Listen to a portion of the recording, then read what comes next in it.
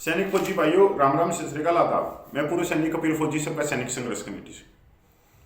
सैनिक भाइयों, जब से केंद्र सरकार ने वन रैंक वन पेंशन का सेकंड रिवीजन की घोषणा की है, तब से आप देख रहे होंगे बहुत सारे वीडियो आ रहे हैं जो अपने अपने हिसाब से टेबल जारी कर रहे हैं। पहली बात तो ऐसा लग रहा है कि ये पे पेंशन के बहुत बड़े वैज्ञानिक हैं। ये इनकी जो खबरें हैं वो सच्चाई से कोसों दूर है। मैं एक छोटा सा डाटा आप लोगों के सामने रखूंगा जो आपको समझ में आ जाए।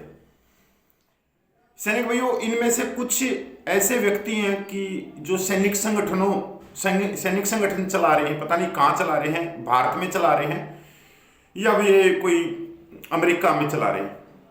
3 दिन पहले ये कुछ बोल रहे थे कि जो रिवीजन में है एक हौलदार की 21,000 से बढ़ोतरी हो जाएगी और 1.5 लाख का एरियर मिल जाएगा।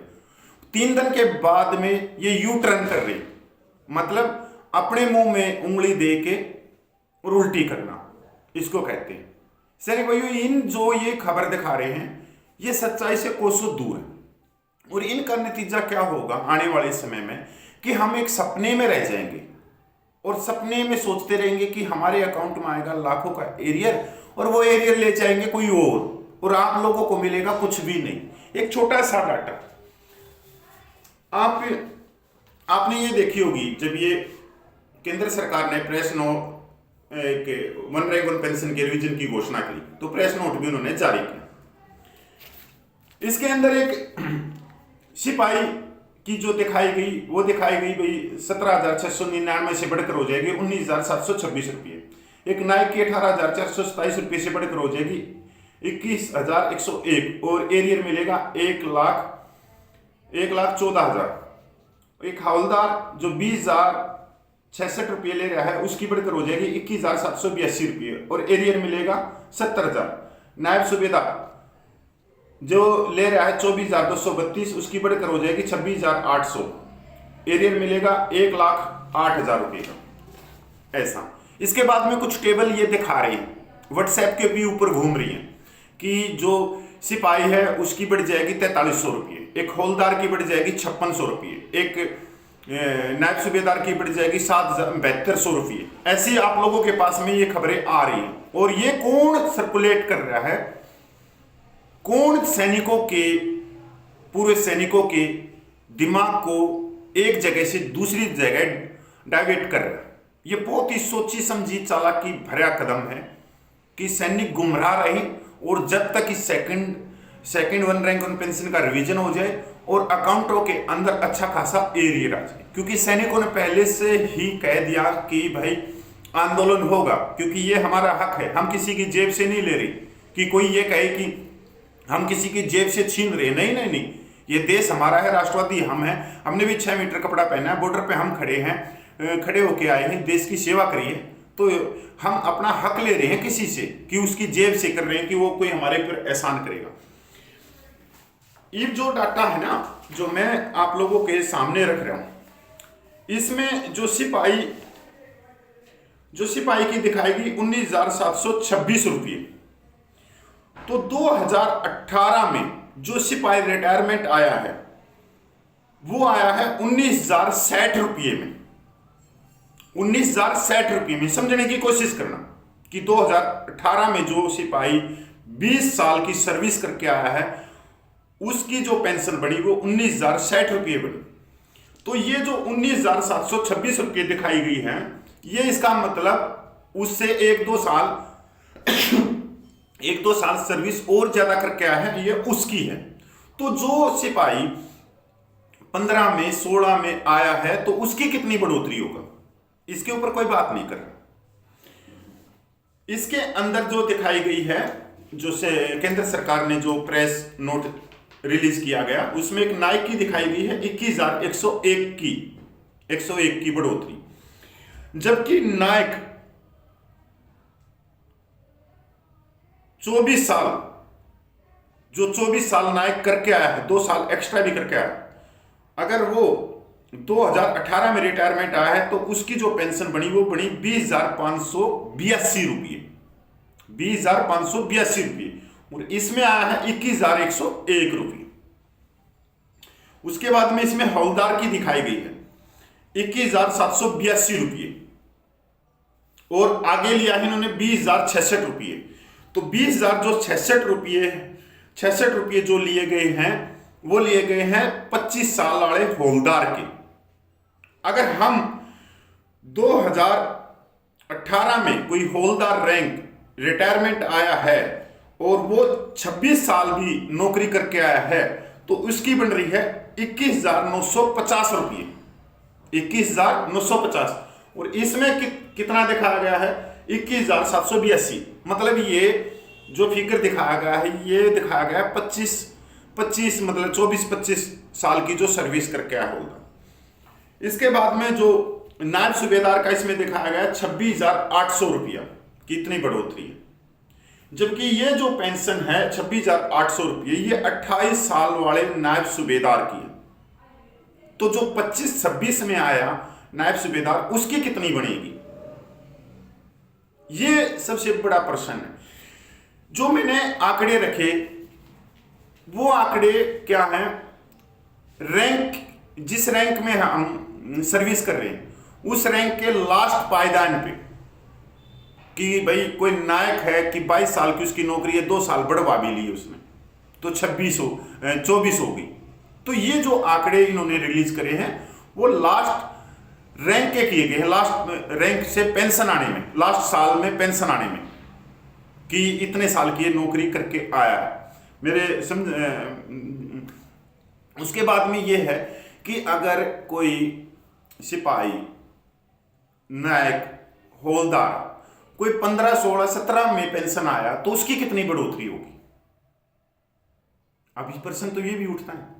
तो उसकी बढ़ोतरी जो होगी वो अगर इन आंकड़ों को हम देखेंगे जो सेंट्रल गवर्नमेंट ने दिए प्रेस कॉन्फ्रेंस में, और उसके बाद में हम 2018 के में जो पेंशन आए हैं, जो जवान आए हैं, अगर हम उनसे मिलाप करते हैं तो ज्यादा बढ़ोतरी नहीं है, किसी भी तरह से नहीं है।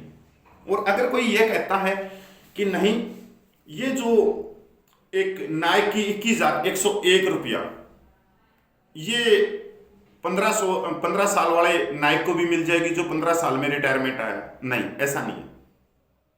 ये 21,101 रुपया जिसने 24 साल की नौकरी की है नायक ने, ऐसा ही हौलदार का 21,782 रुपये, क्योंकि इन्होंने जो अगला रखा है 20,066 रुपये, ये 24 साल वाले हौलदार की है।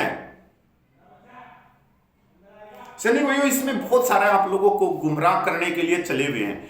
दूसरी बात प्रेमेचर की है। आप लोगों ने बहुत सारे वीडियो देख रहे होंगे, प्रेमेचर को लाभ, कोई किसी का ट्विटर चुरा लाता है उसके ऊपर वीडियो बना देता है, किसी ने 2 लाइन लिख दी मैं अपने मैसेंजर पे, उसका वीडियो बना देता है इसने लिख दिया। वो है क्या अथॉरिटी है उनके पास। ट्विटर करना मामूली सी बात है, कोई भी कर दो, पर अथॉरिटी क्या वो कोई सेंट्रल गवर्नमेंट के अधिकारी हैं या भारतवर्ष के कोई केंद्रीय मंत्री हैं। पर यह जो गुमराह किया जा रहा है जवानों को, क्यों प्रेमेचर बिल्कुल भाई इनकी प्रेस कॉन्फ्रेंस के अनुसार बिल्कुल अभी तक बाहर है, जुलाई 2014 के बाद में रिटायरमेंट लेने वाले। अगर आप लोग ये देखो, ये तो अपने एक कमरे के अंदर वीडियो बनाते हैं, हम ग्राउंड पे रहते हैं, 24 घंटे ग्राउंड पे चलते हैं, हम मंत्रालय तक पहुंचे हैं, हम माननीय रक्षा मंत्री तक गए हैं, मांग पत्र दिया है, विरोध जताया। तो मेरे हिसाब से तो सबसे ज्यादा अगर किसी को जानकारी हो तो वो हमारे को होनी चाहिए कि जब हम इतने दूर तक गए हैं तो इसका मतलब एक्चुअल रिपोर्ट हमारे पास में पाएगी। पर जवान उस चीज को नहीं सोचते, क्योंकि जवान भाइयों एक चीज तो यह है कि प्रेमेचर जो है वो बिल्कुल बाहर है। प्रेमेचर वाले मेरे जितने भाई हैं, मेरे को यह भी मालूम है कि कोई दिल्ली के अंदर कोई आंदोलन होगा उसमें प्रेमेचर का कोई योगदान भी नहीं होगा उन जवानों का, क्योंकि वो डबल सर्विस कर रहे हैं, कोई पुलिस में, कोई शिक्षा में, कोई पटवारी में, कोई ग्राम सचिव में, कहीं ना कहीं वो सर्विस में, कई प्राइवेट कंपनियों में। पर मैं उनको इतना कहना चाहता हूं कि आप सर्विस कर रहे हो तो आप सर्विस 17, 18 या 20 साल तक कर सकते हो, क्योंकि 35, 36 में आप रिटायरमेंट आए। उसके बाद में आप लोगों ने पता है कि भाई 2004 के बाद में पेंशन नहीं मिलती किसी भी डिपार्टमेंट में, तो आपको उस डिपार्टमेंट की पेंशन नहीं मिली। उस समय आपको इस पेंशन का पता लगेगा जब जो जितनी सर्विस आप करके आए हो और जिस रैंक से करके आए हो और आपसे पहले वाले जुलाई 2014 से पहले वाले की डबल हो जाएगी पेंशन। आपको अगर 20,000 मिलेंगे तो वो 40,000 लेंगे आज से 15-17 साल के बाद में। तब आप लोगों को इस पे महसूस होगा कि हमारी पेंशन इतनी कम क्यों हुई।